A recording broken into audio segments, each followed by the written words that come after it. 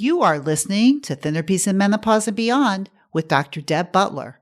This is episode number 257. Don't throw out the scale. Welcome to Thinner Peace and Menopause and Beyond. This is Dr. Deb Butler, Master Life and Weight Coach, and as always, your coach. If you're a woman and you're smart and you're successful and you've been struggling with weight your whole life and now menopause is making it harder than ever, and you are ready to make this the last time you ever have to go on a diet again, then this podcast is for you. Stay tuned. Hello, my dear friends. How are you today? It's a beautiful day in the neighborhood. It's so sunny and bright. And I got to tell you something right off the bat. Let me be totally honest. This is my second attempt at doing the same podcast. So I feel like I'm repeating myself over and over again, even though you haven't heard me. But I want to tell you how I'm thinking about it because first I was a little frustrated, but this is where I'm kind of reframing my mind on how I'm thinking, is that the podcast that I just did that I erased by mistake, that I thought was pretty good, I really believe that it probably wasn't exactly what you needed to hear. And now I get a second opportunity to make sure you hear and I deliver the information just like you need it. So here we go again on number 2 podcast, which is all about the scale. And the reason that the scale is coming up again so much for me is that I had a couple individual sessions with some of my clients today, and I just did a group session yesterday. And I've had a lot of people feeling discouraged because of the number on the scale. And I want to tell you a really interesting story with one of my group members where I was talking to her and she is gung-ho about doing the group program with me. She knows that this is going to be the last time she ever does this again. She knows without a doubt that she's going to do whatever it takes. She just knows it. And I can feel her knowingness when I'm talking to her. And it's fun. And that's just something else, just to digress just a little bit on when you decide to do this work, you gotta believe that you're all in. You can't be just wishy-washy about it. You gotta be all in. And I think that for people who decide to work with me, one of the ways that they go all in is they invest a lot of money. And I think it helps them. Nonetheless, this woman is all in. She's a businesswoman, and the way she runs her business is, stats, numbers, and she just does whatever it takes. That's just how she thinks.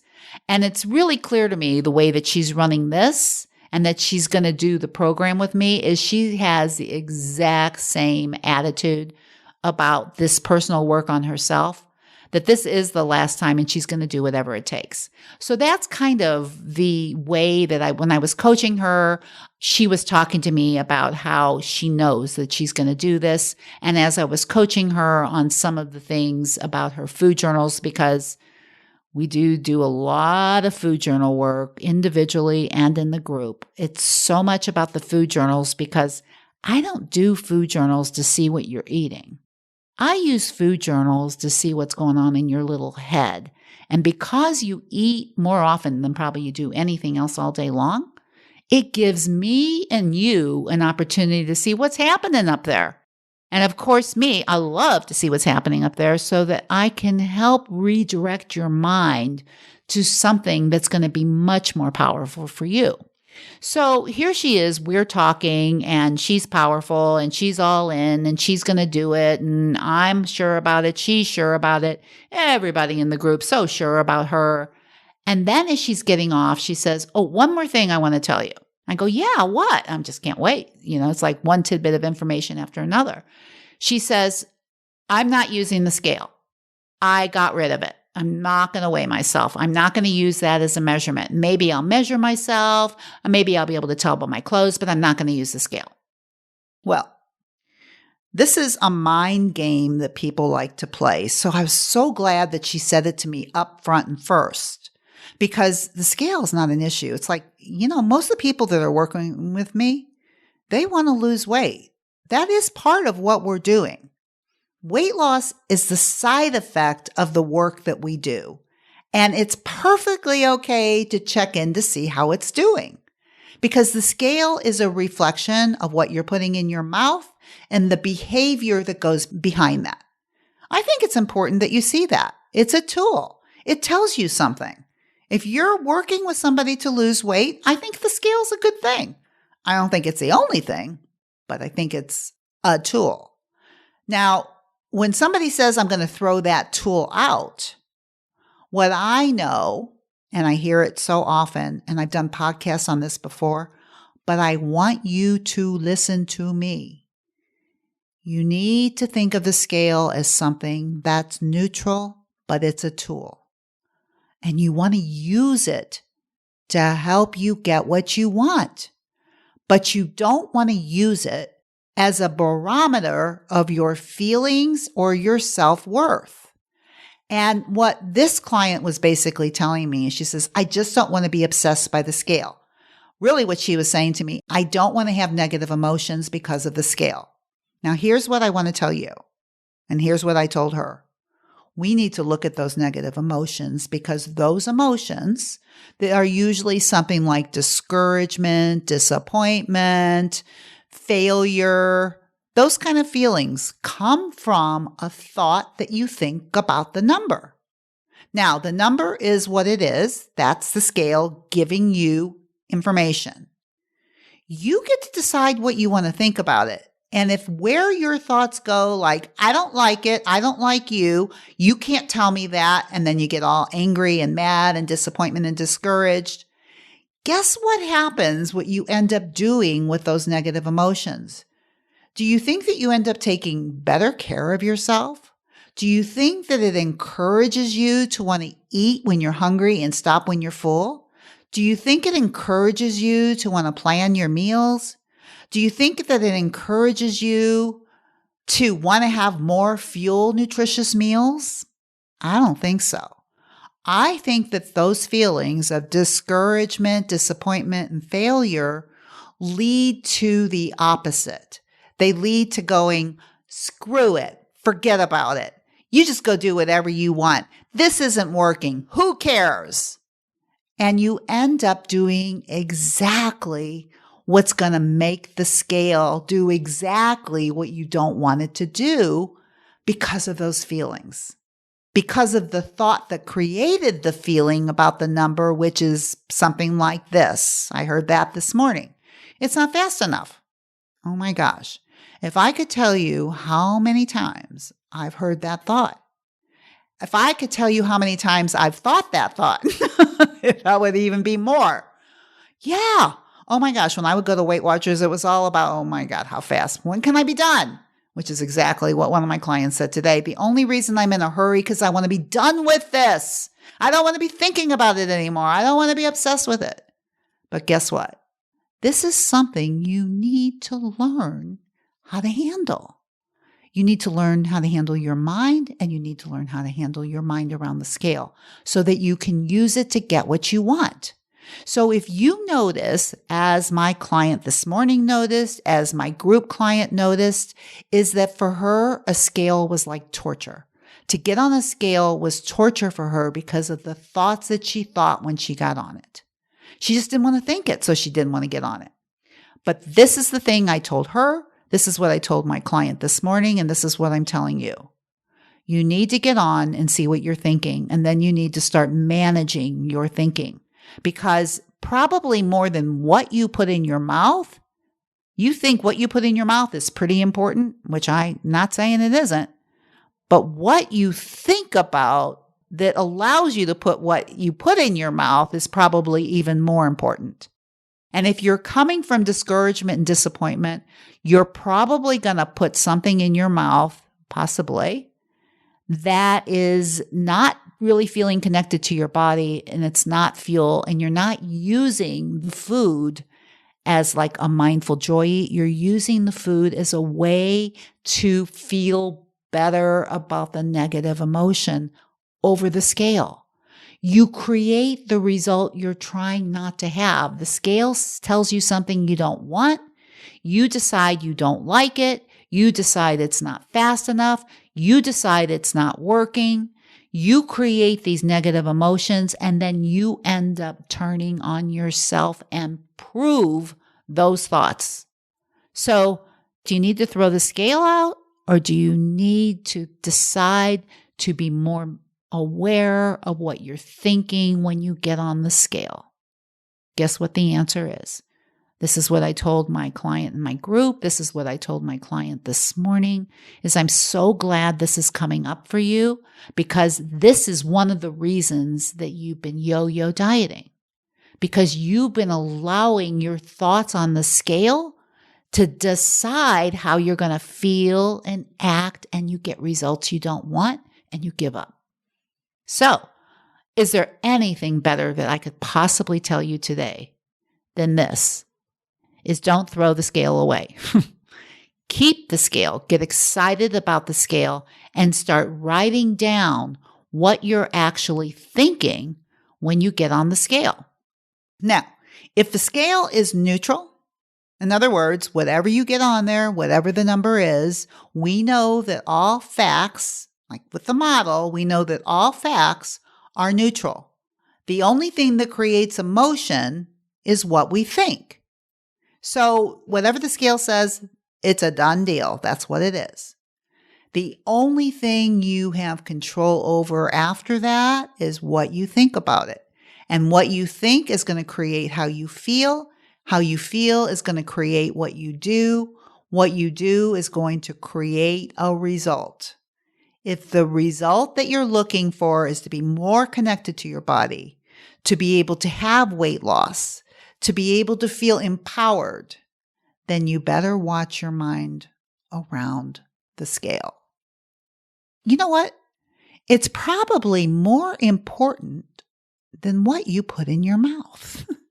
And I'm just thinking about this as I'm talking to you, is that when I used to go to Weight Watchers all the time, and especially in the beginning years, because I went for 30 years, and when I was younger, I really used to be in a hurry, and it was so much fun to be in a hurry because I could lose weight fast. And the only thing that being in a hurry ever got me, ever, and this is my experience over 30 years, being in a hurry and losing weight fast, it only got me down to a number for a minute.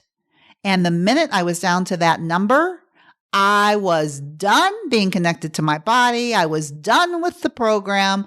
And I thought, okay, I'm done. I can do whatever I want. And whatever I wanted was not to pay attention to my body, not to pay attention to points, and just totally disregard everything, which only caused me to gain weight again, then go back to Weight Watchers again, and to be in a hurry again, to get the weight off again, so I could go back and do what I did again. And that was my rinse and repeat cycle for 30 years based on my thinking about the scale. Do you really want to be in a hurry? Why? That was what I asked my client this morning. Why are you in such a hurry? And you know what she said? Because I want to be done. And I said, that's so interesting. Done with what? You know, a lot of you think that once you lose your weight, it's all over. Then you'll be happy. Then you'll have everything you want. But here's the truth of the matter. The only thing that's going to happen when you lose your weight is you are going to wear smaller clothes. More than anything else. And I'm not saying some other things, physical things might change, but it's not really something where you're going to be happier and more content. But I think our brains tell us that when that happens, everything else will be better. And so we base our thoughts on the scale because we want it to be fast, because then it'll be over and then we'll be happy. But guess what? Life goes on and something else comes up. And so I think the work for you right now is, number one, to be happy with where you are right now, Doesn't mean that you can't still be motivated to take better care of yourself, but to accept yourself where you actually are. And then if you're doing the work that I'm suggesting in all of my podcasts and where I am and working with my group members right now and my individual clients, where they're really learning how to eat when they're hungry and stop when they're full, how to decide what their fuel foods are and to choose those fuel foods most of the time, knowing that they can eat whatever they want. And when they get on the scale, it's a time. The scale then becomes a tool of what are they thinking. More than anything else, it becomes a tool for what you're thinking. Yes, it will show you if you lost weight or you gained weight for the week based on what you put in your mouth and your behavior. But more than anything else, it's going to bring up your thinking. Are you in a hurry? That's interesting if you are. Why? I would ask yourself, why? Like, what are you going to be done with? I got news for you, sweetheart. You're really not ever going to be done. It's going to keep going on and on. But here's the thing, what's not. You're going to have confidence in yourself. You're going to know that you can eat when you're hungry and stop when you're full. That'll be done. You probably will know what your fuel foods are, and you'll probably choose them most of the time. But things will still go on in your mind. The scale will not always do what you want it to do, and you're going to have to manage your mind around it, and you're going to have to manage your mind, period. Because the mind never stops. If it's not one thing, it'll be thinking about another thing. And the beauty about the work that I'm teaching you is how to manage that beautiful mind of yours in order to make this the last time you ever lose weight. But it's not going to be the last time you ever stop thinking. It's not going to be the last time you ever get on the scale and you don't like it. It's not going to be the last time that you don't overeat. It's just that it's going to be the last time that it's going to cause you a problem because you will know what to do. You will know what to think when you get on the scale. You will know what to put in your mouth if you've overeaten. You will know when to eat again. You'll eat when you're hungry and you'll stop when you're full. So think about this. I want you all to be so excited. Get on the scale.